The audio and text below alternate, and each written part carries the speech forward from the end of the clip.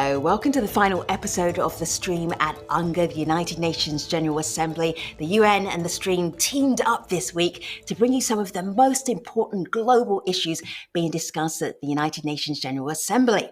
So these are big conversations, important conversations. We're not intending to have them without you. So we are on TV, we are on Instagram, we are on YouTube. Jump into the comments section and you too can be part of our discussion. So today we're looking at activist musicians who are determined to make sure that the Paris Agreement actually happens. The NGO Pathway to Paris uses musicians and art and culture to try and move the needle on climate action. Take a look. Climate change is an issue that affects every person on Earth. And music breaks down and redefines geographical borders. Music is a universal language, and climate change is a global concern. A huge opportunity presents itself with the ratification of the Paris Agreement, not only to establish a global climate agreement, but a chance for a diversity of voices from around the world to unite and come up with innovative, sustainable solutions and a global plan of action as we are in a state of emergency. Hello, activists. Hello, musicians. So good to have you. Jessie, tell the world who you are. Hello, I'm Patti Smith. I'm a musician and co-founder of Pathway to Paris, and so happy to be here with you. Happy to have you. Hello, Rebecca. Introduce yourself.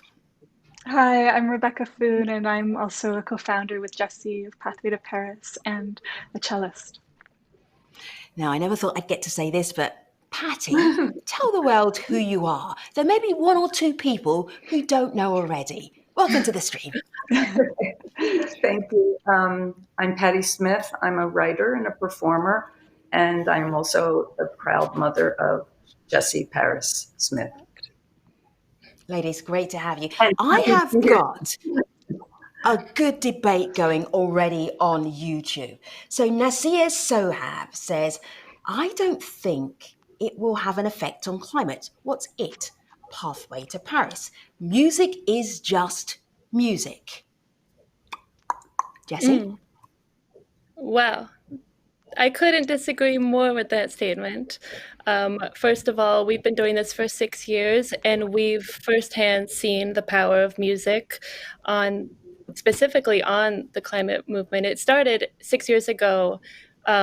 Becky and I are both musicians. We were both climate activists, and we were so inspired by the People's Climate March, which took place in New York City. It was the biggest, most diverse climate mobilization in history, and we were just so moved by this incredible moment. It was such a historic moment, and we didn't sense that there was a cultural event tied to it, nothing to not only celebrate this amazing moment in history, but also to do the now what piece, like moving forward, what are the solutions? How can we maintain the momentum on this incredible collective action and see how to move forward? So we pulled together an event in New York, bringing together musicians and artists and activists, leading thinkers, scientists, climate experts in an effort to join together a huge diversity of voices and to come up with innovative solutions together. And what we saw through that was an actual true and genuine filling of this gap between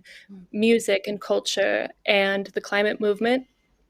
And we have seen so many incredible things come out of that could never have happened from anything else, because the power of music and the arts, as you can see with any cultural, humanitarian, social movement in history, that music is the oxygen and lifeblood of these movements, and it brings people together. It creates community. It creates such a diverse amount of collaborations that never would have occurred before, and it just engages citizens in such a way that they wouldn't have otherwise been engaged, because these cultural events, these musical events, they bring people together, they create community, they open people's hearts, they ignite the passion in the people, and they also instill in them so much hope and optimism, and music is comforting and healing, and it just is so many different things that it's just not a it's an irreplaceable element in these Sure. movements, and it just, you couldn't say enough about it, and all of us can give so many tangible examples of why music is just so important in this movement. Patti, give us a tangible example. Yeah. Yes, Patti. I can give one, Oh, but let's have her first. No, no, no, let's hear from you first. I was simply going to say that the climate crisis is a global crisis, and music is is the most unifying of all of the arts. It's a universal language. Everyone sings. Everyone responds to music, and I've seen, through Pathway to Paris and and just doing concerts. If you do a concert to 100,000 people, 50,000 people, and talk to them about the things that we need to address, and you have so many young people rallying through music. It's not music itself; it's its unifying power, and that's what we need: are unifying principles in order to make change. Yeah. Go ahead. What I was going to say was that there, it would be wonderful enough if they were just concerts, but they are not just concerts, and that's not the purpose of them. The purpose of Pathway to Paris and our initiatives is to bring together as many people into the conversation as possible and make it as global and diverse of a collaboration as we can. But the purpose of it is to arm citizens with the tools that they need to bring to their communities, to bring to their local governments, so that they can be part of the movement. So the reason that we have musicians and activists and climate experts and writers and scientists and regular people is because our intention is to show every single person on this planet what their role is and how important their role is, and arm them with all of the tools and the facts that they need to get involved. And so our audiences are very busy during our shows. It's not a passive event, which would be wonderful enough. They're very active. They have a lot of things that we make them do. We sign letters, we sign petitions, we take pledges, we get up and we do actions together. They learn things, they take things back to their communities. And at every single one of our events, you watch before your very eyes people getting all of the information they need. You see their passion ignited. You see that turn into action, and you see climate warriors born right in front of your eyes. And it's the most incredible thing in the world. And we have actually pushed forward with policies and made things happen because created at our concerts, in our initiatives and video event projects and stuff that we've done with our partner organizations and working with people across the world. We've made incredible things happen and seen it happen because of this engagement. Jessie, the people in the YouTube comment section who are music lovers, they appreciate music, but they do not understand how, Patti, for instance, you doing a concert is going to impact climate change. Okay, well, here's one tangible example I can give you. So at each of our concerts, depending on the city that we're in, the state of the world, whatever the current urgency is, we choose a topic and we have our audiences write a letter, a very specific, important letter. And so, for example, in 2017, we were very concerned about New York City divesting its pension fund from fossil fuels. So we partnered together with 350 and other groups, and we developed a campaign around divestment. And at our concerts, we had our audience members join together during the concert. They're already full of love and passion and excitement, and they want to get involved and they want to learn how. They might have just come to the concert because they liked one of the artists who were performing. They might have known zero about climate change. They might have not cared about it or believed in it. But in our concert, throughout the whole night, you'll have films and you'll have speeches, you'll hear from people, and it will open you up and you'll learn, and it's incredible. Jessie, do you know what I'm thinking?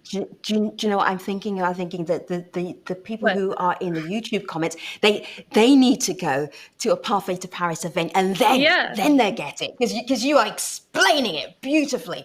I'm sorry, I told you that we blab too much. I'm going to go to Joseph Sekulu. Joseph is a climate action warrior. He is part of an organization called 350.org. It's an NGO that is trying to build a climate movement. If we're talking about climate activism, I want to share with you what Joseph is saying about why it is so critical right now. And then Patti, you pick off the back of that. Not understanding the full extent of the climate crisis is what worries me most.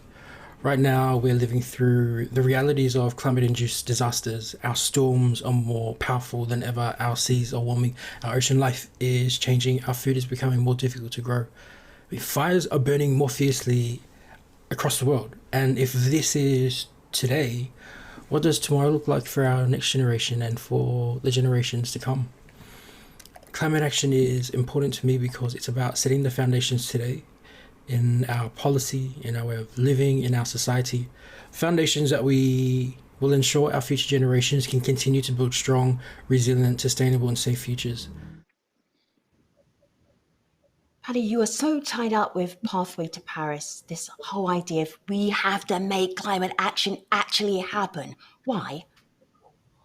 Well, I think he's already, I don't think that it's hard to, it's more like why not? Because everywhere around us is proof that action is paramount right now. We're already in a terrible crisis time and there is no more time. But I think that these specific questions should go to Rebecca and Jesse because the reason that I work with them is because they have the language, they have the energy, they are the ones who are doing all of the footwork. I react emotionally to these things. I react as an artist, a poet, a performer, and I pin my faith on our young activists all over the world. And it's heartbreaking every day. I mean, whether it's the fires in California, the rainforest in Australia, fires in Portugal, flooding in the Sudan, and drought in Yemen. Wherever you look, you see that people are suffering because of climate change. And so I am there not as the forefront warrior, but as someone who will follow and give my energy and give my love and whatever I can to our young who are doing the real work. Rebecca, I'm going to play a clip and it's the three of you all performing, you and Jesse and Patti, and I'm going to ask you about that performance in just a moment. This is Okay. Win. I was a pawn, couldn't make a move, couldn't go nowhere, no future at all, yet I was free, I needed nobody, it was beautiful.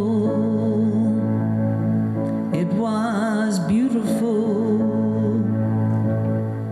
And if there's one thing could do for you, you'd be a wing in heaven blue.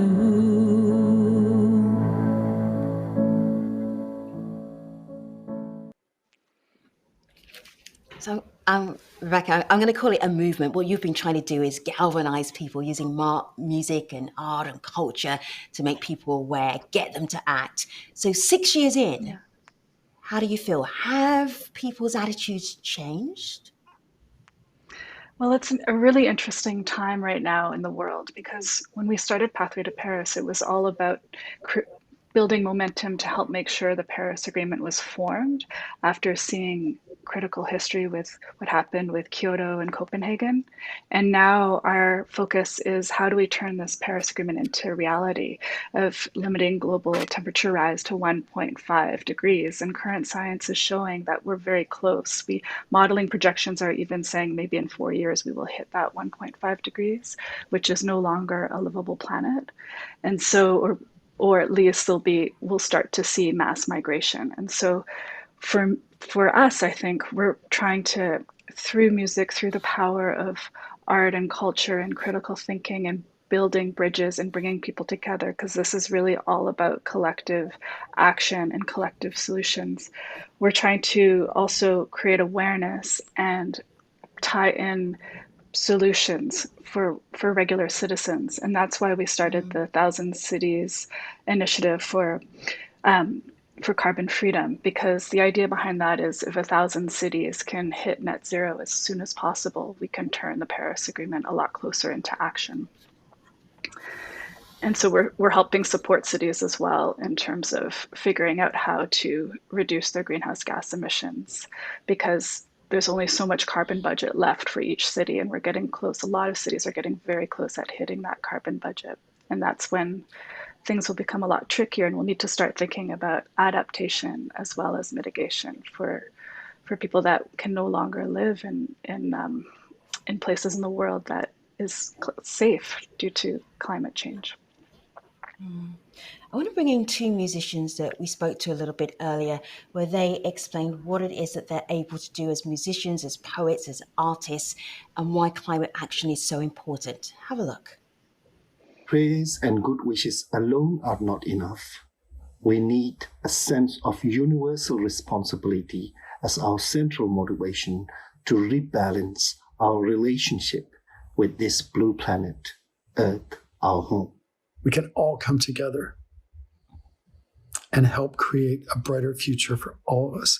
And when talking about the climate crisis, I do believe that this is absolutely attainable. We do have the power. Lots of mentioning of power there. I think people will know about one of Patti's really well-known songs, and power is put in there. All right, so we're going to hear that in a little bit. But Off Grid, who's on YouTube right now, thanks for watching. I do believe that music can influence the thinking, attitude of people about climate change, just as it has influenced and impacted various cultures. To the young, it can be more profound. Becky, go ahead. Yeah, well, I do think this is an intergenerational conversation, because this is our one and only planet, and we cannot give up. We have to, I think hope is essential to being alive on planet Earth.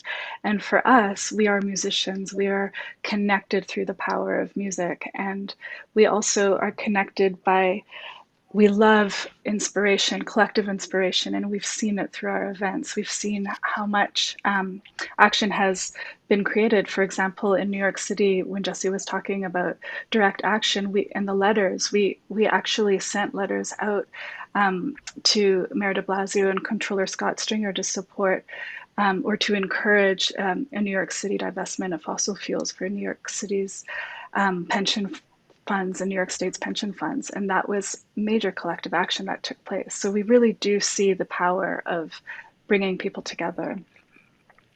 Jesse, do you want to jump in on that? I just wanted to say really quickly, I was amazed when we did, when I was part of their Pathway to Paris's concert at Carnegie Hall, when they had the audience write letters during the concert and spoke to them about the importance of this.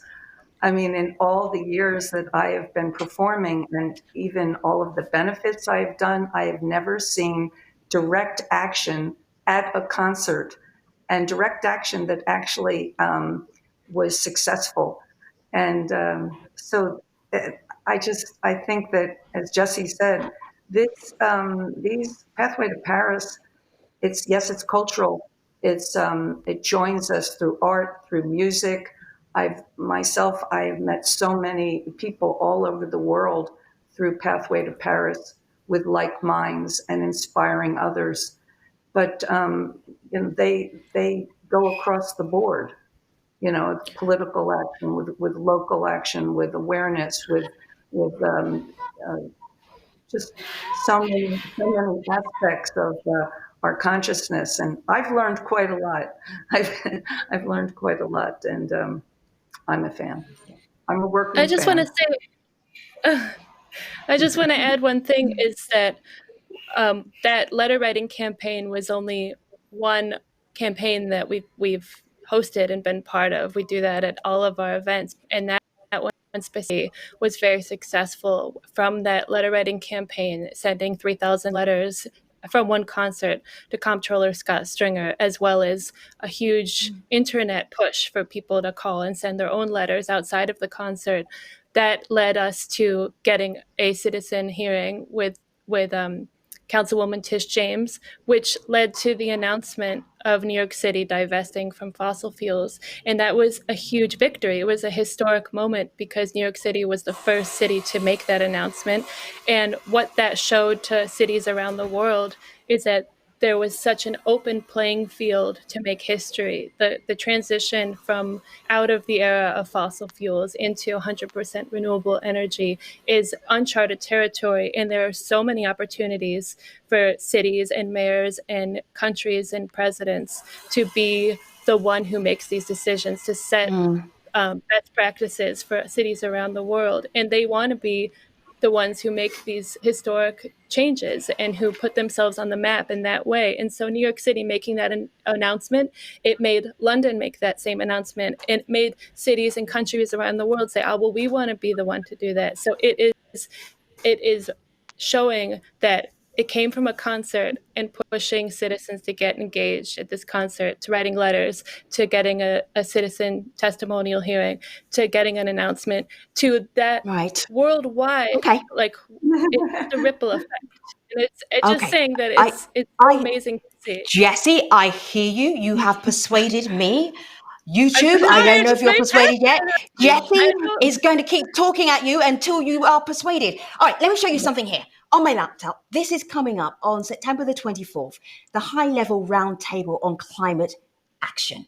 This is heads of state, heads of businesses all gathering together virtually, actually, on this platform during the virtual UNGA.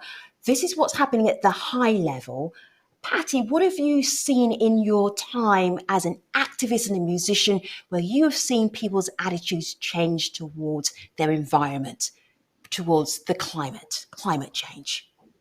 Well, as a child, I remember my mother being very disturbed because already she was seeing changes in the ocean, changes in the way, she would say, it used to smell so strong of salt. There used to be thousands of clams and oysters and all kinds of, sea life. And she was very worried about how it was changing. And I started noticing things myself, even as a child, but people weren't so interested in that. Bob Dylan did write a song in Hard Rain's Gonna Fall that gave some attention to this, but it wasn't on the forefront. There were many other important issues, the war again, Yeah. It was the war in Vietnam, and of course civil rights, and we just, the focus was not on climate the way it is. Right. People really didn't pay much attention to it, and Patti? to see all of this, I'm sorry, to see young activists, to see the work that Greta has done, to see the work that Pathway to Paris has done, to see all of this awareness, to listen to Al Gore or 350. Right. It's Patti, I'm hard. going to say thank you because I want to leave our audience with something to go away with that is beautiful. I'm sorry. Patti and Jessie, no apologies needed. We could talk about music and activism. We got to end on some great music. So Patti and Jessie and Rebecca, People Have the Power was written by Patti Smith and her late husband. It has become an anthem for activists around the world. I want to end with this. But first, thank you so much, guests. Thank you, YouTube. And thank you to the SDG and Media Zone for collaborating with the AJ stream this week, bringing you all of these UNGA special shows. I will leave you with People Have the Power. Thanks for watching, everybody. Take care. Thank you.